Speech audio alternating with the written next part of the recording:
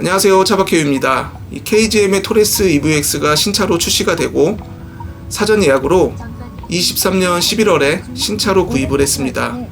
1년이 조금 넘었는데요. 1년 동안 이 차량을 운행하면서 이 느낀 점 등을 영상으로 남겨볼까 합니다. 주관적인 이야기이다 보니까 제 말이 맞다 틀리다 뭐 이런 건 아니고요. 그냥 편하게 봐주시고 혹시나 이 차량을 구입 예정이신 분들에게는 도움이 되었으면 좋겠습니다. 23년 여름에 테슬라 모델 Y가 LFP 배터리를 탑재하고 중국에서 생산하는 모델이 가격이 상대적으로 저렴하게 출시가 되어서 그때 사전 예약자가 엄청 많았어요. 저도 사전 예약자 중에 한 명이었고요. 9월경에 사전 예약을 했는데 언제 차량을 인도받을지가 미정이었어요. 그러다가 KGM에서 토레스 EVX 전기차가 신차로 출시된다는 소식을 알게 되었고 이때부터 엄청 고민을 하게 되었습니다. 사실 저는 전기차는 테슬라다 이게 공식처럼 생각했던 사람이었기 때문에 두 차량을 성능적, 기술적으로 비교하는 건 무리가 있었어요. 근데 이상하게 계속 토레스 EVX에 대한 기사들을 찾아보게 되었고 이 나의 라이프와도 왠지 잘 어울릴 것 같은 그런 생각이 들었습니다. 결국 테슬라 모델 Y 사전 계약을 취소하고 토레스 EVX로 계약을 하게 되었습니다. 그러자 주변 지인들은 야 무조건 테슬라를 사. 넌 나중에 진짜 후회할 거야. 감가 쳐맞을 거야. 그리고 KGM이 전기차에 대한 기술이 뭐가 있냐 등등 열이면 열 다 반대하고 저를 이해하지 못했어요. 근데 그런 거 있잖아요. 뭐에 꽂히면 옆에서 아무리 얘기해도 안 듣게 되는 거. 이 젊은 청춘의 상징과도 같은 코란도 그 차에 대한 향수가 정말 깊거든요. 저는 지금 봐도 25년 전의 모델이라고 생각이 안 들 정도로 멋지지 않나요? 25년이 지난 지금 이 토레스 EVX가 그때의 코란도처럼 이 또 다른 추억을 만들어줄 거라고 생각을 했습니다. 11월 출고를 받고 나서 바로 겨울이 시작됐어요. 내연기관차에 익숙해져 있던 내게 전기차는 운전의 다른 재미를 느끼게 해주었지만 충전의 불편함도 동시에 존재했어요. 겨울에는 충전에 대한 스트레스가 좀 더 있는 게 사실입니다. 이 100% 충전 시에 주행 가는 거리가 475km이지만 히터를 작동시키면 418km로 약 12% 정도 거리 손실을 보게 됩니다. 에어컨보다는 히터 작동 시에 이 배터리 손실이 더 크더라고요. 주중에는 집과 사무실에 충전 인프라가 되어 있어서 별 무리가 없지만 주말에 장거리 여행 갈 때는 고속도로에서 충전하는 시간, 또 겨울철에는 급속 충전기로 충전해도 충전 속도가 떨어져서 좀 더 많은 시간을 소비해야 합니다. 그리고 여행지에 갈 때는 급속 충전기를 찾아다닌다든지 그런 점은 사실 좀 많이 불편하더라고요. 내연기관 자동차는 연료 게이지가 한 칸에서 간당간당 할 때도 또 연료 부족 경고등이 떠도 크게 걱정을 안 하거든요. 어디 가나 주유소가 있으니까요. 이 내연기관 자동차가 만땅 주유 시 주행 가는 거리를 최대한 뽑을 수 있는 반면에 이 전기차는 이 배터리 잔량이 30% 정도 남으면 그때부터 마음이 불안해져요. 제가 전기차를 운행하면서 배터리 충전을 0%에서 한 적이 한 번도 없거든요.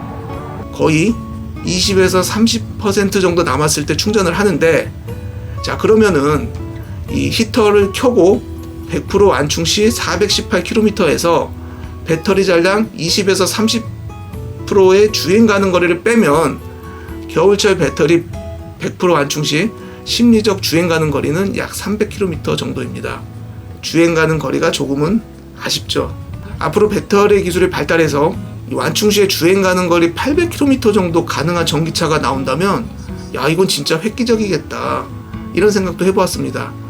결론은 주행 가는 거리가 아직은 좀 많이 아쉽다 라는 생각이 들었고요. 다음은 토레스 EVX의 이 차량의 시스템에 관한 이야기입니다.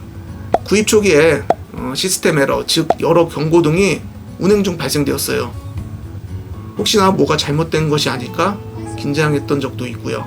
운행 중에 화면이 먹통이 되어서 서비스 센터에 전화해서 시스템을 재부팅한 적도 있었어요. 핸드폰이나 컴퓨터도 먹통이 되면 껐다 켜는 게 제일로 좋은 방법이잖아요. 이 전기차도 그렇더라고요. 껐다가 재부팅을 하니까 다시 정상적으로 운행은 되었지만 내가 이 차량을 잘 산 건가? 그런 걱정도 들었어요. 그런 걱정이 불안감으로 바뀔 때쯤에 안 좋은 기사들도 여기저기서 나오면서 그 불안감은 더 커져만 갔죠. 그렇게 초기에 시스템 에러로 혹평을 받다가 24년 3월에 전반적인 시스템 업데이트가 이루어졌고 그 이후로는 시스템 에러 없이 지금까지 잘 운행하고 있습니다. 그리고 이 차량을 처음 타면서 불편했던 점은 물리적 버튼이 없다는 거였어요. 물리적 버튼에 익숙해져 있던 내게 이것은 너무도 불편했어요. 화면을 터치해야 하는데 터치가 안 될 때도 있고 또 이 버튼 어딨지? 저 버튼 어딨지? 하면서 찾게 되었는데 참 희한한 게 몇 달을 운행하다 보니까 제가 이 시스템에 익숙해져 가더라고요. 그래서 아이러니하게도 지금은 이 물리적 버튼이 없다는 거에 큰 불편함을 느끼지 않고 운행하고 있어요. 다음은 경제적인 측면입니다. 경제적인 측면에서의 전기차는 이 내연기관 차보다 경비가 약 50% 정도 절감이 되는 것 같아요. 오늘 기준 주행거리가 22,300여 킬로미터인데요. 전기차 충전할 때 전용으로 쓰는 신용카드가 있거든요. 한 2만 킬로 기준으로 제가 한번 계략적으로 계산을 해보니까 70만 원이 채 안 들어갔더라고요. 고속도로 통행료, 공용 주차장 50% 할인도 있지만 또 하나는 자동차 정비를 특별하게 한 게 없어요. 내연기관 자동차는 7,000km마다 엔진 오일도 갈아야 하고 주행 키로수마다 정비를 틈틈이 해야 하지만 전기차는 하나의 이 큰 배터리로 움직이다 보니까 이 정비소 가는 일이 생략이 되었어요. 돈도 돈이지만 그만큼의 시간도 절약이 되는 거죠. 2만 킬로 넘게 타면서 에어컨 필터 자가로 2번 했어요. 인터넷으로 에어컨 필터를 다량으로 구입해서 만 킬로마다 교체를 해주고 있습니다. 다음은 가장 중요한 안정성에 관한 부분입니다. 요새 전기차 이슈가 가장 핫하죠. 이 토레스 EVX도 이 이슈에서 자유로울 수는 없습니다. 인천의 아파트 지하 주차장에서의 전기차 화재 사고 이후로 이 전기차 차주들이 곤란한 상황들을 겪고 있죠. 지하 주차장을 들어가려다가 이 전기차 주차 금지 현수막을 보고 주차를 못했던 상황도 있었는데요. 전기차에 대한 화재 이후의 선호도는 극명하게 갈리는 듯해요. 솔직히 차주가 뭔 잘못이 있겠습니까? 그럼에도 불구하고 물적 피해, 심적 피해를 차주가 보고 있는 안타까운 현실입니다. 전기차 화재 사고 후에 제조사인 KGM에서 이런 문자가 왔습니다.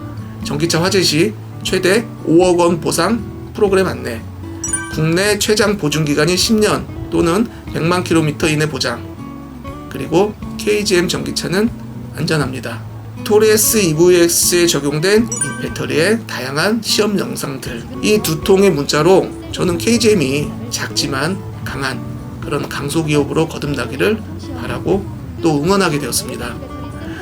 위기가 왔을 때 외면할 게 아니라 이렇게 정면으로 돌파하는 모습이 소비자 입장에서 봤을 때는 배터리 품질에 자신이 있다는 얘기이고 불안했던 마음이 안심이 되더라고요.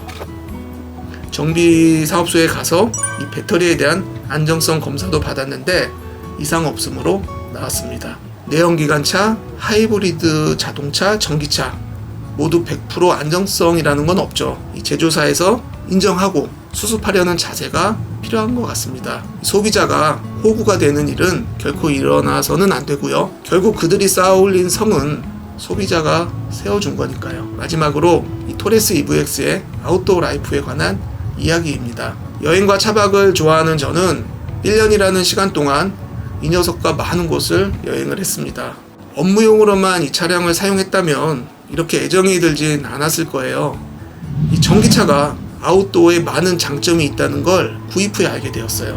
맘먹고 떠나는 게 아닌 언제든 여차하면 떠날 수 있는, 특히 폭염과 극동계에도 이 냉난방에 신경 쓰지 않고 편안하게 차박을 즐길 수 있다는 것이 바로 전기차의 큰 혜택이자 장점이죠. 이 전기차로 차박을 할 때는 파워뱅크를 충전한다든지 냉난방 기구를 별도로 준비하지 않아서 그런 일들이 생략이 되어서 좋았고요. 이 외부에 V12 단자가 있어서 언제든 외부에서 전기를 쓸 수 있다는 것 또한 상당히 편했습니다.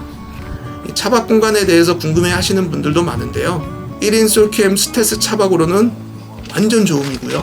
2인 캠은 스텔스 차박이 아닌 차박 캠핑 시 이 쉘터를 사용하고 잠잘 용도로만 사용하면 괜찮을 것 같고요. 아무튼 이 혼자 놀기에는 더 큰 것도 필요 없는 딱 요 정도가 좋더라고요. 어떤 분이 영상에 이런 질문을 해주셨어요. 스타렉스가 훨씬 공간감이 좋고 차박하면서 편하다고, 토레스 별로라고. 근데 당연하죠. 스타렉스 캠핑카에 비해서 토레스는 좁고 불편합니다. 토레스 전기차는 이 중형 SUV 차량이고 공간감에 한계가 있죠. 단지 장박이 아닌 퇴근 후에 혼자만의 휴식이 필요할 때, 그리고 다음날 아침에 바로 출근해야 하는 저희 루틴에는 안성맞춤인 차량입니다. 혼자 차박하면서 놀기 좋은 딱 그 정도입니다. 그러니 공간감과 차체가 큰 그런 캠핑카와는 비교하지 말아주세요. 이렇게 1년 동안 전기차를 타면서 느꼈던 점들을 얘기해 봤는데요. 전기차가 시기상조이다, 아직은 이르다라고 말씀하시는 분들도 계시죠. 근데 이 전기차 배터리의 안정성 확보, 그리고 이 배터리의 충전 시간 단축, 또 주행 가능 거리 증가, 이런 혁신적인 기술의 개발이 이루어진다면 멀지 않은 미래에는 전기차가 이동수단의 대세가 될 거라고 확신합니다. 오늘 영상 시청해주셔서 감사하고요. 25년도에도 즐거운 차박 여행 영상으로 찾아뵙도록 하겠습니다. 여러분, 새해 복 많이 받으세요.